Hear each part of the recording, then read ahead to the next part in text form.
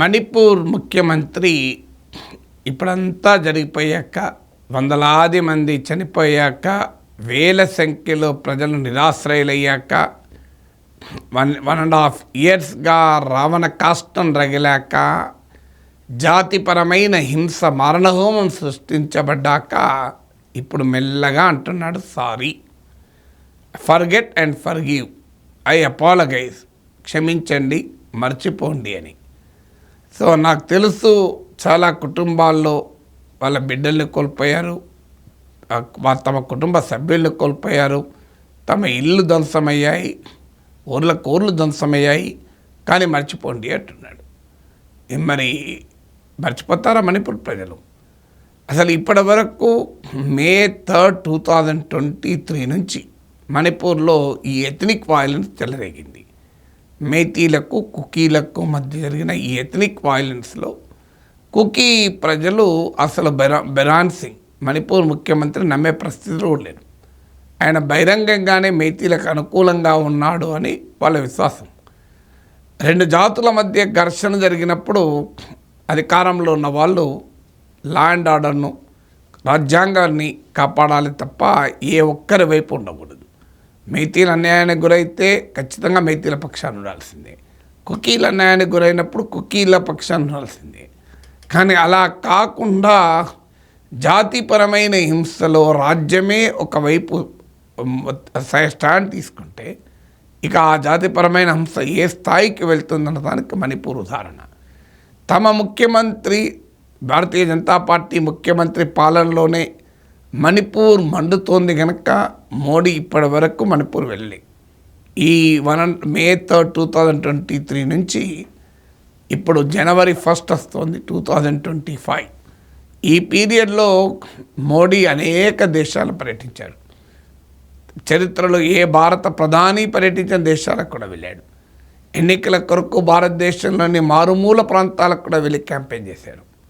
ప్రతిపక్షాలు పార్లమెంట్ లోపల బయట డిమాండ్ చేస్తూనే ఉన్నాయి, ఒక్కసారి మణిపూర్ వెళ్ళండి, ఒక్కసారి ఆ మణిపూర్ ప్రజలకు విశ్వాసాన్ని కల్పించండి, మేము కూడా భారతదేశంలో భాగమన్న నమ్మకాన్ని కల్పించండి.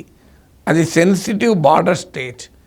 ప్రైమ్ మినిస్టర్ మాట్లాడాలి అంటే ప్రైమ్ మినిస్టర్ పార్లమెంట్లో కూడా 50 రోజులు ప్రతిపక్షాలు అల్లరి చేస్తే అప్పుడు 5 నిమిషాలు మాట్లాడారు. అది కూడా వేరే అంశం పైన డీటెయిల్గా సుమారు గంట సేపు ఉపన్యాసం ఇస్తూ అందులో మధ్యలో మణిపూర్ గురించి ప్రస్తావించారు.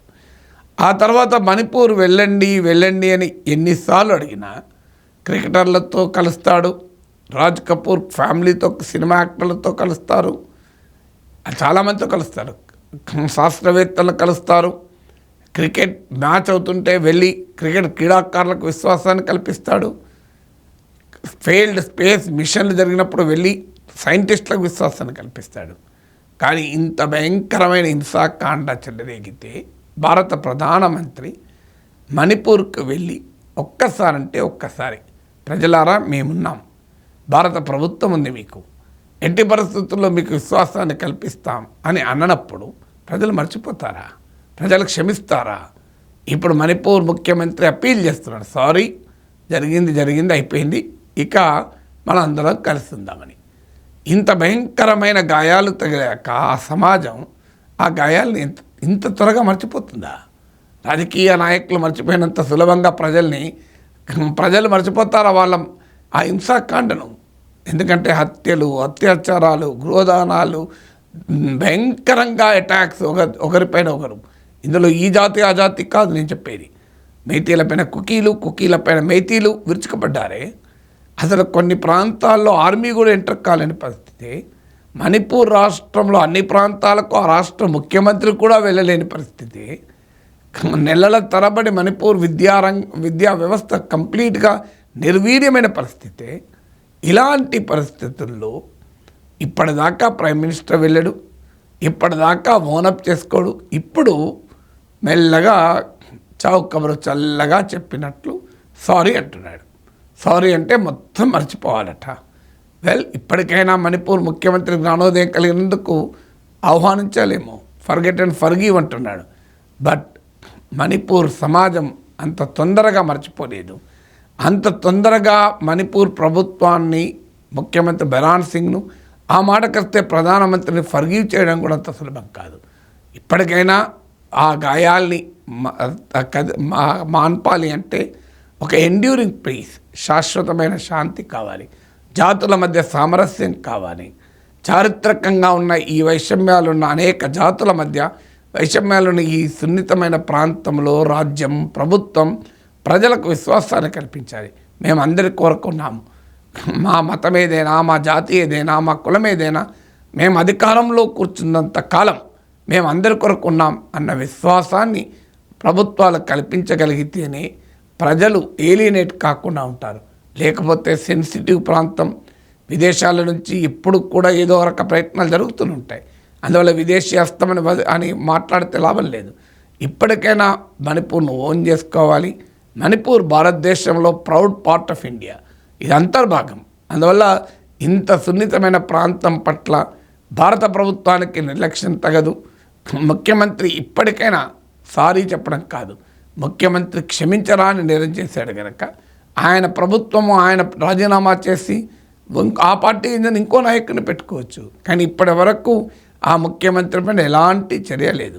హర్యానాలో ముఖ్యమంత్రి మార్చారు, గుజరాత్లో ముఖ్యమంత్రి మార్చారు, చాలా చోట్ల ఏ కారణం లేకుండా ముఖ్యమంత్రులు మార్చారు, కర్ణాటకలో ముఖ్యమంత్రి మార్చారు. ఇప్పుడు బీజేపీ పాలిత రాష్ట్రాలే కదా ఇవన్నీ. ఇక్కడ ఎన్ని రాష్ట్రాల్లో ముఖ్యమంత్రులు మార్చారు చూడండి. మనోహర్ లాల్ ఖట్టర్ను మార్చి నాయబ్ సింగ్ సైనిని పెట్టారు, ఆనందిబెన్ పటేల్ మార్చి మీకు మా గుజరాత్లో ఇంకో సీఎంని పెట్టారు, మీకు కర్ణాటకలో యడియూరప్పను మార్చి బసవరాజ బొమ్మాయిని పెట్టారు. మరి ఇన్ని చోట్ల ముఖ్యమంత్రులు మార్చినప్పుడు మణిపూర్లో ఎందుకు మార్చరు? అంటే దేనికి అంటే మణిపూర్లో మానవ మారణ హోమాన్ని చూస్తూ ఊరుకున్నందుక, జాతుల మధ్య ఘోరమైన హింసకు నాయకత్వం వహించినందుక ఆ ముఖ్యమంత్రికి రివార్డు ఇస్తున్నది. ఆయన కనీసం ముట్టుకోవడం లేదు, చేంజ్ చేయడం లేదు. ఉత్తరప్రదేశ్లో యోగి ఆదిత్యనాథ్ లాంటి బలమైన ముఖ్యమంత్రిని కూడా మార్చాలని ప్రయత్నం జరిగింది. మరి ఇక్కడ ఎందుకు జరగదు అనే ప్రశ్నకు ఆన్సర్ ఉండాలి కదా.